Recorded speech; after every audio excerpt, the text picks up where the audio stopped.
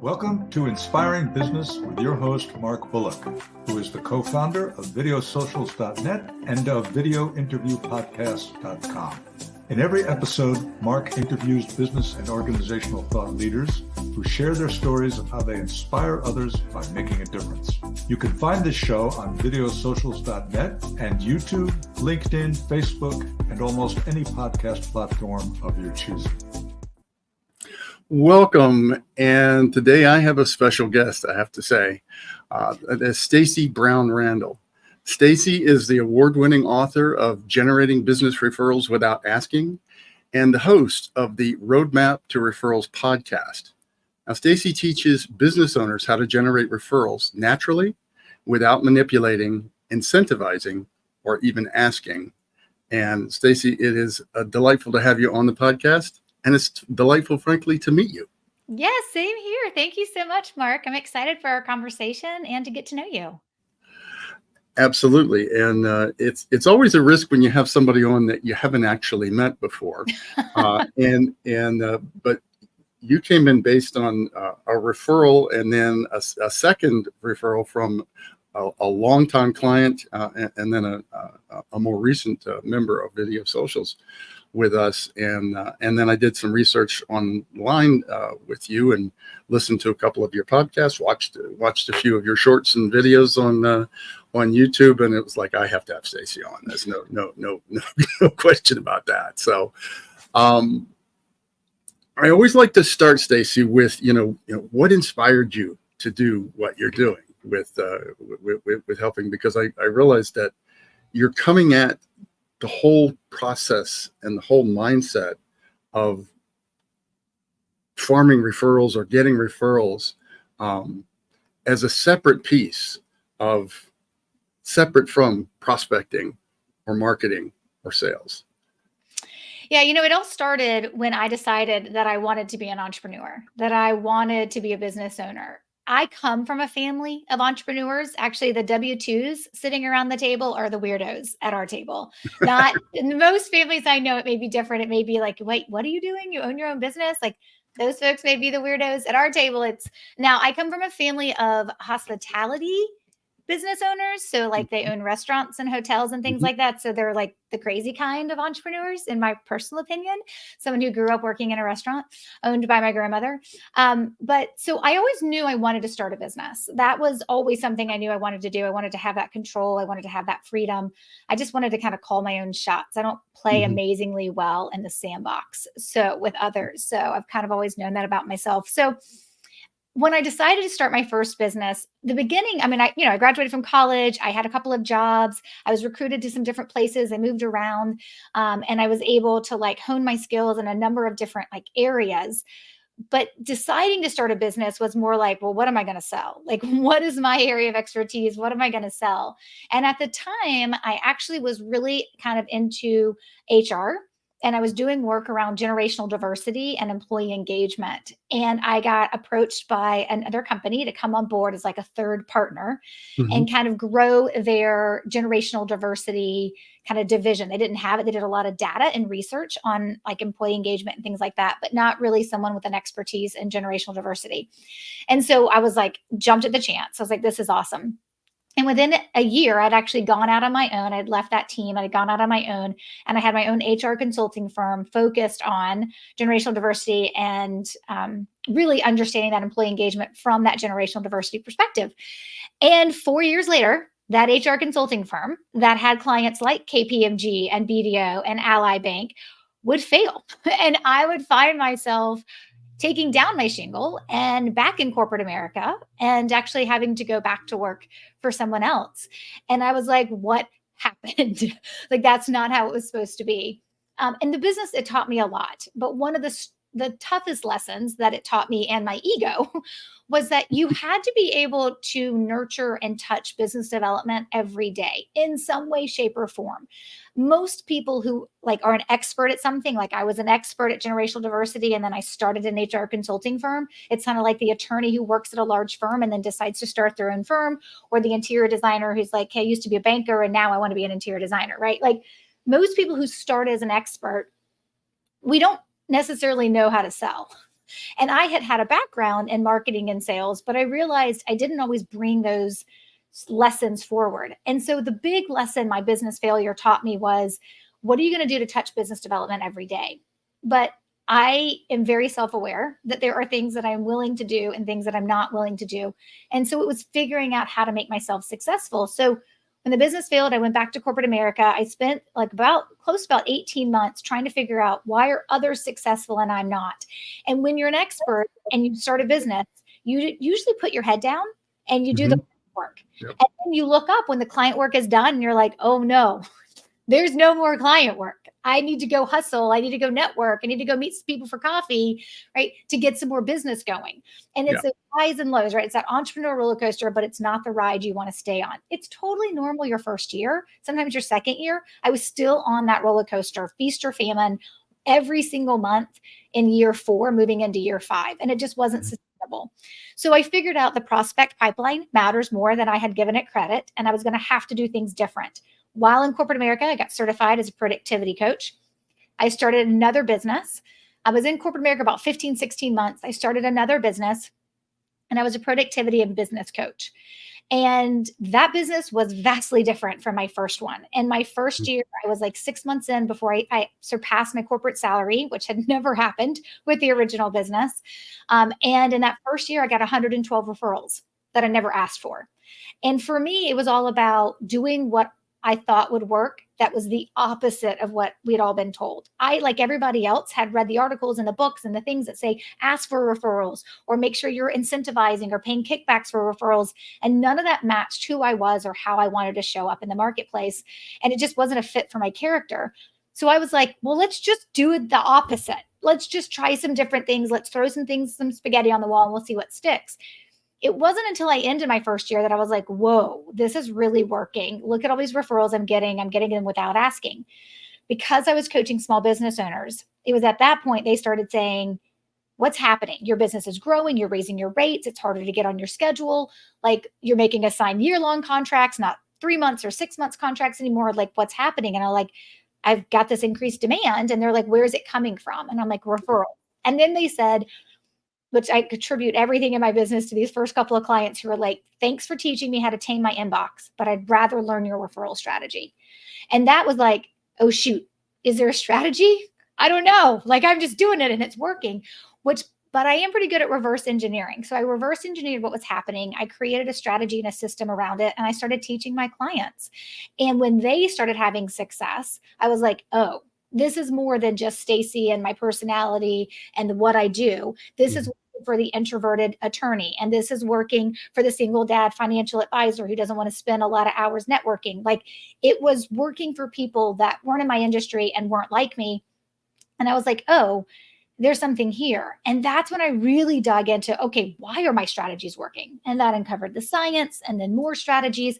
And now I'm 10 years in. We celebrated 10 years last year in 2023.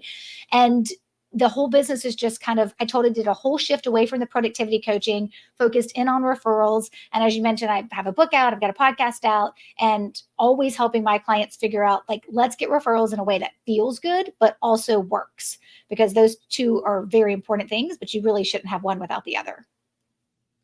Wow. So we could spend the rest of the day just unpacking what you just said. So rather than do that, though, I did want to focus us in a little bit on some basic building blocks, because I think it all starts with what you alluded to, and that is, what does it mean to build a referable business? Yeah, it's interesting when people talk to me about referrals, there's typically a pain point they're trying to solve. It's I get some referrals, but not enough, or I don't get any referrals, or I actually get a lot of referrals, but I'm not doing anything to make them come. And I'm worried. There's like a little voice in the back of their head that's like, oh, what if they stop? Right? Because I'm not doing anything to make it happen. And then from there, people get more nuanced in their questions. It's more about the right quality and then about their closing ratio for the referrals, and they get more nuanced with it. But where it starts is this idea of knowing, I know I want more, but I don't know how to make it happen in a way that works for me. And so people come with a very specific pain point. Can you get me more referrals? Can you show me how to get new referral sources? And the answer to those questions are yes, absolutely. But we take a holistic view of a business, and we really look at the ecosystem of where referrals are hiding or where they should be within your business. So it's not just one strategy to solve all the pain points when it comes to referrals. But when you're building a referable business, it really means that you're not just like, hey, I do my job, like I do my work, and then over here I have this one strategy where I try to get clients. It really is a part of your whole business. To get referrals, you have to be referable, which means your client experience, right? That how you deliver a client experience, what that looks like, its processes, its systems. Like, we don't get into the nitty gritty and help people create processes and systems, but a well-running business that has an intentional client experience is the best one to be able to generate referrals consistently and be able to receive those referrals year after year. So when we say referable business, it's not just I'm getting referrals. It's like, no, you're taking a 30,000 foot view of your whole business, of where you can make it more referable and then be generating more referrals as well. Thank you for sharing. And I might just add one piece to that, and it's the consistency of that experience as well. Oh, repeatable. It has to be repeatable. It has to be repeatable. I call it the McDonald's formula for success. Their formula for success has nothing to do with great food, because it's not. but it's all about that consistency of experience. You walk into a McDonald's anywhere in the world, any time of day, any day of the year, and you order a Big Mac, you know exactly what you're going to get. It's always the same. It's exactly the same. The human mind is a prediction machine. If our clients and our customers cannot predict what they're going to get, they're not going to, first of all, engage or purchase, and they're certainly not going to refer. Love the concept. One of the other things that I think people kind of collapse into each other, the whole difference between prospecting and marketing and the referral leg of the business and sales, et cetera, that I look at as a collapsing is we don't even necessarily define referrals correctly, because so much of the time what somebody is actually doing is they're endorsing you. That's great. It's important, but it's not a referral. Somebody may be recommending you. That's great. That's even better. Somebody might be sharing your content or what you're doing with somebody else, or an email that you sent or something like that. Those are all terrific, absolutely what you want, but those aren't actual referrals. Can you help define what referrals and referral sources are? Yeah, and you hit the nail on the head there. Like, all those things are amazing and they're awesome, and I want those for you, right? I want people commenting and sharing your social media post, or forwarding your emails to somebody else, or doing all those things. But those things all fall into the category of word of mouth buzz. And that is very different from a referral. What I find, it's very close to a referral, but it's not an exact referral. And Right. what I find in the work that I do when I'm having conversations with people, I first have to make sure we're on the same page about even talking about the same thing. So Right. when I define a referral for folks, it's very it's a very specific definition. It has two parts, but it's to help people see how it is separated from word of mouth buzz, or just an introduction, or a warm lead. And so Right. it's understanding how it's different from those, because it's not just like you need to know. You need to know because that actually dictates how you respond. And so when you don't know what you've received, you don't know the best way to respond, so that you're closer to getting that prospect to become a paying client. And so the two keys, right? The two parts of the definition for referrals is, number one, there has to be a personal connection. So you taking an email of mine and thinking it's the best thing you've ever read and forwarding it out to 3 or 4 people is amazing, right? And maybe one of those people will reach out to me and be like, I need to learn more, I need to work with you. But the odds probably aren't there. What we need is that personal connection, where you're connecting me to the prospects that you're going to refer to me. Yep. And that's the key piece. That personal connection happens. Typically, with the clients that I work with in professional services firms or creative industries, typically it's going to happen over email. It could happen over a text thread. Less likely is it going to happen like probably in person, because that means all parties have to be at the same event. So usually it's just going to be an email that's sent. And I want to be copied on the email that the referral source, that's the person who's referring me, is copying me on the email to the prospect, and then saying why there is actually that connection being made. And that leads into the second part of the definition of a referral, which is need identified. There has to be a need identified, meaning the prospect needs to know they are the prospect. They need to know they have a problem. They have to be interested in solving it to the point that they're now willing to be connected to you. That doesn't mean they're going to necessarily pick you or hire you or give you money, but there's in their mind, they're thinking, this is a problem and I'm going to solve it. And so I'm willing to have a conversation with Stacey to solve this problem because Mark has referred me to her and Mark trusts her. And because there's a personal connection and a need identified, that trust that is transferred from Mark to the prospect to me, using our example, right? Because that happens in that way, that's why a referred prospect is less price sensitive and usually quicker to close and easier to close. And they already value you and trust you because someone's already established that for you. So when people talk about, oh, referrals are great, they're so much easier to close, I'm like, there's a reason for that. And the reason is because of the definition, personal connection, need identified in the prospect. Just fascinating, because you've codified so much of what many of us know or intuitively feel, but we haven't really looked at it. And you're giving it a framework that allows us to actually, okay, well, I need to work on this piece. Now I need to focus more over here.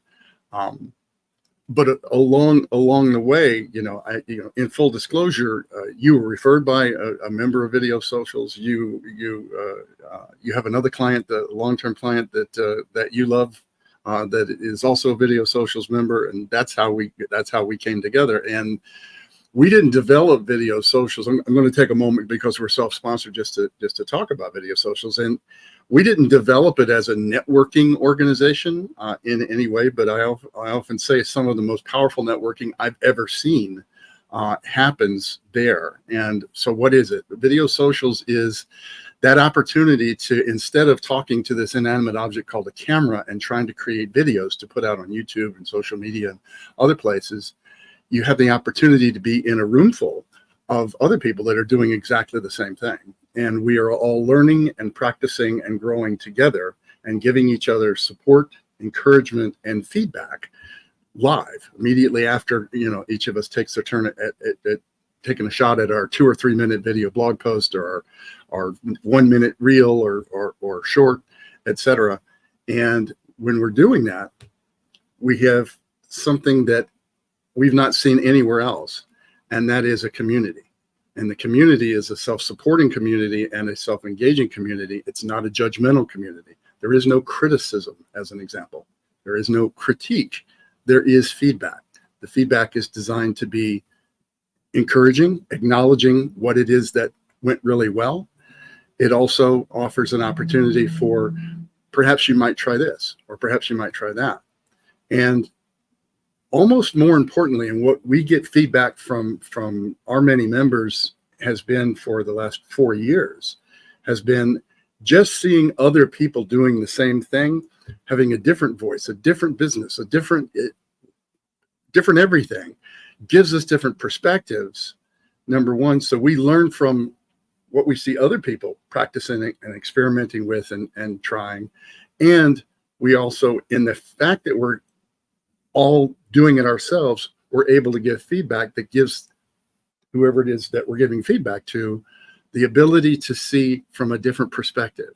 Because if you're just on a green screen talking to a camera, one, you're not getting the feedback. Two is you think what you're saying and how you're coming across is landing the message that you're trying to get across, but you don't know that. And you don't know it until you get it out there and get it posted and see whether or not there's feedback from the social media community, right? So anyway, it's the culmination of my life's work, and years and years and years of training and practice and communications and Toastmasters and all kinds of stuff.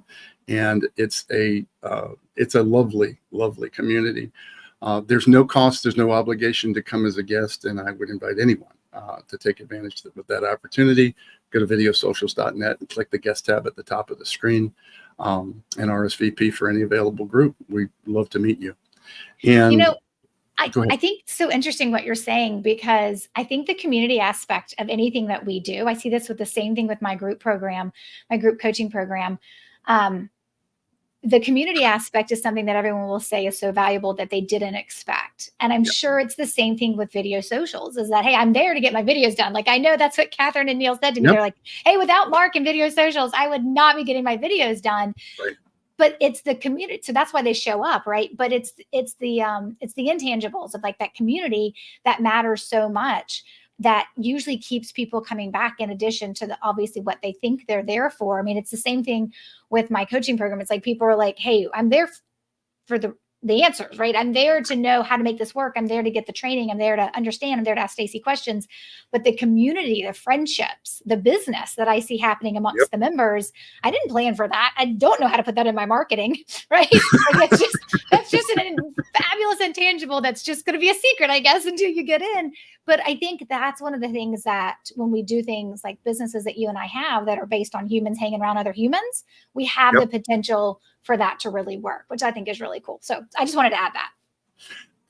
Thank you so much. And I did see one of your shorts where you had taken a clip from a podcast from one of your clients who is a self-proclaimed introvert.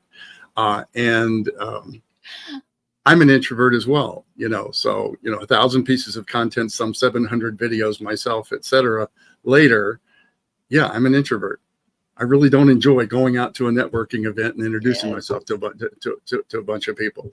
Not that I mind at all having a conversation with people, not that I mind at all meeting people. It's just crowds don't do anything for me, right? Well, introverts are sometimes the best conversationalist. Like, it's just the crowds. I get it. And as somebody who I think I'm an extroverted introvert, because sometimes I'm like, oh no. And my husband, like, he's in sales. He was like, hey, we got to go to this event. I'm like, do I have to? He was like, are you kidding me? He was like, you seem to enjoy yourself at those networking events. I'm like, I do when I'm there. It's just the whole process of like getting there and like agreeing to go and all that kind of stuff. I'm just as happy to sit at home too. Absolutely. So let's get to the nuts and bolts. What is the science behind referrals without asking? Yeah. So giving it to you at that kind of 30,000 foot view, the big thing I think people need to understand, so that I don't go like all professor in this interview and like give a long dissertation on what this looks like from a science perspective. There's three key things I want you to keep in mind when we build a strategy or when we see referrals work, right? And when we are tapping into what works and what makes referrals happen, and we back out of that, like we make it very practical and application based on the science, we're feeding off of three things. And the first thing is what's actually happening in the brain when a referral source is referring you, right? So what's happening in the brain when a referral source is referring you, it's actually not about you. And that's the first thing people are like, what do you mean it's not about me? I just got a new client referred to me. What are you talking about? It's completely 100% all about me. It's not. It's not about you. When you actually pay attention to when you refer someone to someone else, typically it's not about the solution provider, right? It's not about us in that moment. It's about the prospect that has a problem or needs help. And what we call the referral source, right? It's about that person being like, wait, I know how to help you. They get to be the hero, but it's about their willingness to help the other person. How they're going to help the other person is by referring them to you, because you can solve the prospect's problem. Right. So when you understand what's happening from a brain, like from a simple understanding of brain science, is that it's called the happiness trifecta. And it's when the three chemicals, dopamine and its two cousins, are released, right? At the moment when you actually feel good doing something and helping someone else as part of that feel good chemical release, like that's what's happening, is that you're referring somebody to someone else because you're helping somebody who has a problem. Yes. Do we get new clients? And is that amazing? of course, but that's not the happiness trifecta going off in your referral source's brain. What's going off in their brain is the person they're helping solve a problem. So first thing is understanding referrals aren't about you, and that's from a brain science perspective. The second thing to recognize is the psychology of trust. And that is actually really important. And most people are like, yep, got it. Like the trust piece, most people are like, I understand you got to trust me to be able to refer to me. But it's actually not the trust in the way that people think. Everyone assumes, this is kind of a crazy statement to make, but if you think about it, it's usually true, right? Everyone assumes other people do great work until you prove us otherwise. Mm-hmm. We just assume you have a good business. I just assume what you do is good until someone tells me it's not, right? Like, or I see it for myself. We just assume that we do great business and that other people do good business and take good care of their clients. So the trust factor isn't that you're going to take care of the client really well, right? That is a minimum standard for entry. It's assumed that you do that because all businesses who stick around are probably doing that. It's not true, actually, but it's what we assume. It's what we believe in the moment. The trust factor is actually that psychology of trust isn't in the, I know you'll take great care of them and I know you'll do great work. That's assumed. The trust factor is in that continuation of the relationship. And so for a continuation of trust to continue in a person towards you, there's got to be a relationship with them. That doesn't mean you take them to beer every week, right? Or to every month to grab a beer or wine, a glass of wine after work. It doesn't mean you're like popping up in their inbox every week with a new article you want them to read. It's not this keeping in touch stuff. It's being memorable and meaningful and building a relationship with them that allows you to stay top of mind. And that's the piece of the psychology of trust that I think people miss, is like that connection matters, that relationship matters. That's how our trust stays consistent. And then the third piece is behavioral economics. There are actually things that we can do and how our strategies are built around triggering those behavioral economic moments where people are more likely to refer. And so that's unpacking a lot of pieces, right? But the big one I always tell folks is that when you're thinking about behavioral economics and you're thinking about your referral sources and the people that you want to refer to you, you've got to have some variety, some surprise and delight factor. There's got to be variety. Like if you try to take your referral sources to coffee every single month, like A, I don't know who has that much time. And B, I don't know what we're going to talk about every single month going to coffee if we're not like best friends, right? And so the idea here is that when we think about behavioral economics and we look at how those factors of behavioral economics and persuasion and things like that fit into how we honor our relationships and have a genuine relationship, but do the things that also trigger referrings, that comes down to what we do and what we say. And that feeds itself into the strategies that we teach and the language pieces that we teach as well. But it factors in from brain science, psychology of trust, and behavioral economics. Man, people need to read your book. there is no question, because I'm going to pick out one thread though that's carried through from the beginning, and that's the phrase of relationship. Yeah. Because I learned from a client, at least 15 years ago, that said, it's not just business; it is personal, right? Because we've all heard the phrase, "It's nothing personal; it's just business." It's actually the exact opposite, right? So, and taking that forward a little bit to, rather than just being a phrase, it's understanding that people do business with people, right? Yes.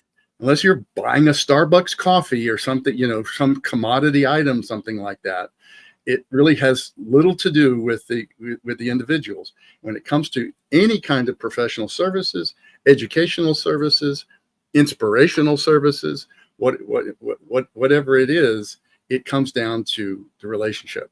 And relationships are human to human, one to one. Okay. Somebody going in and selling something to HR, a consulting service or whatever, to an HR department or something like that. You're not selling to the HR department. You're selling to the individual, yeah. Right? So, and it's one of the things that I think many of us try to get away from, because relationships are so time consuming. The reality is it's such a sad statement. Well, it's true, which is why you want to create a community, not just individual relationships, right? But the individual relationships have to be built on what you're talking about. So Yeah, well, and we teach folks that when we talk about building those relationships, you're not wrong, right? And like, oh, that's time consuming, right? But what we have found out that the actual connection points that our referral sources are looking from us to keep referring us, they're not those got to be with them all the time. They're not the keep in touch and Mhm, constantly like every mhm. 62 days send them a text message, hey, what's up, right? It really is being memorable and meaningful in that connection to them. And there's a whole other layer of science that we bake into like what that looks like of how we stay connected to our referral sources. But one of the key things we focus in on is and doing that actually with the least amount of time, but where we're still honoring that relationship, but we're also not spending hours upon hours upon hours every single week cultivating the relationships because no business owner has time for that, no matter how good meaning they are, right? And how well Right. meaning they are in terms of wanting to do that. So yeah, we figured out the way that it works so that it actually makes more sense and doesn't take a lot of time. But the truth is, relationships are not there. It's you can't send an email to maintain a relationship, so there will always be an investment of time. Absolutely. And so before I forget about it, and before I ask you my last question, I did want to let people know you've written a book. It's called Generating Business Referrals Without Asking. We're going to include links to all of this stuff with the podcast, folks, so you don't have to memorize any of this. So we'll have a link or find a link to. Is it available on Amazon or through your Everywhere, website? everywhere books are sold. Okay. So, and we'll certainly include links for that. You also have a building a referable business coaching program, and that's at your website, staceybrownrandall.com/referable business. And your website, of course, is staceybrownrandall.com. Your podcast is also at your website /podcast. You're on LinkedIn at Stacey Brandel. You're on YouTube at Referrals Without Asking. You're on Facebook at Stacey Brown Randall. You're on Instagram at Stacey Brown Randall. And you've got content in all of those places. And it's all exactly the content that we've been coaching our clients to create for years, which is something that's informational, educational, and maybe even inspires. Not that, because I always ask the question, who wants to see an infomercial in their newsfeed on their social media channel? And what is 99% of what's created out there? Infomercials, right? So don't do it. Just create content that makes a difference on its own. And the rest ends up falling into place. And read Stacey's book. But Stacey, what is your referral ecosystem? Yeah, so the way that we talk about understanding referrals and how it actually fits within your business is really understanding that there's not just one strategy. Actually, most people don't know this, and then I don't say it to overwhelm anybody because nobody needs all of them. We actually teach 19 different strategies of how to generate referrals and the way that we teach them from the science perspective. Not all my clients need all 19, but depending on where they are with their business stage and what it looks like and the life cycle of their business and stuff, they may need that. So we teach 19 strategies, but they all fit within the ecosystem of understanding that referable business. And so the top of the ecosystem is specific people. Obviously, we teach strategies to generate referrals from specific people, and they fall into two groups. They're the existing referral sources, so the people who are already referring to you or have referred to you, existing referral sources, or the second is potential referral sources. And so you have those folks you just wish would refer to you. We teach a strategy of how to actually cultivate referrals from them, so you never have to ask or you never have to feel like you're being less than genuine with that relationship. So the first at the top of the ecosystem, of course, is our specific people strategies. Then we also talk about referrals from the client experience perspective and building that referable client experience so that you're actually able to capture referrals in the moments that they're more likely to happen, but also recognize the clients who are more likely to refer you within that repeatable process of your client experience. Then we also look at it from the buyer's journey perspective of what's going on with prospects before they're making the decision to say yes to working with you. And then, of course, the fourth part of our ecosystem is really what's happening in the rest of your marketing and your sales and your networking and your social media and the events that you may do. So we kind of look at everything else in terms of, is there other areas where you could be generating referrals? And we have strategies and language and what you do and when you do it and what you say throughout all of that. So it's not just, hey, I need these 5 people to refer me. That's fine. We can do that. And let's also look at the ecosystem of your entire business to truly build a sustainable business that is generating referrals. It's doing it consistently for you. And then, of course, we're tracking all of that to make sure that it's working. But that's our referral ecosystem within someone's business. Outstanding. Stacey, really amazing content that you produce. The mindset shift that you're asking people to take on, because it's not rocket science. It really isn't. But at the same token, if we're coming at it from a framework of the traditional, you got to go out and ask for referrals. You got to go out, you got to go create referral sources. Well, you're creating relationships, and it's how you approach that relationship that can help determine, as well as having a referable business in the first place, a model that is referable. But those that you're creating those relationships with a purpose behind it, and understanding, and my takeaway is this: the understanding is when somebody refers you, it's not about you, it's about the person that they're referring, and helping them solve a need and trying to make a difference for them by doing, it's basically your tool. You're a tool to help their friend get a solution to their problem. And I do say, once you've been doing something long enough and you've helped enough people, there is a desire to want to help you, right? If you've really helped somebody for a long period of time, they're going to be looking for opportunities to want to help you, but only if it helps the person that they're referring to you. So really amazing work that you're doing, Stacey. I recommend your book to anyone, but by all means, take advantage of, you have a significant online presence with some wonderful free content at the very least. Check out through the links below. And Stacey, it was an absolute pleasure to have you on today. Thank you so much for having me. I appreciate it. You're very well. Take care. You've been listening to Inspiring Business with your host, Mark Bullock. Your positive comments, likes, and most importantly, your sharing of this show with others is greatly appreciated. Don't forget to subscribe to the Inspiring Business Podcast on whatever platform you prefer. You can catch prior episodes on videosocials.net and on YouTube, LinkedIn, Facebook, and all the major podcast platforms.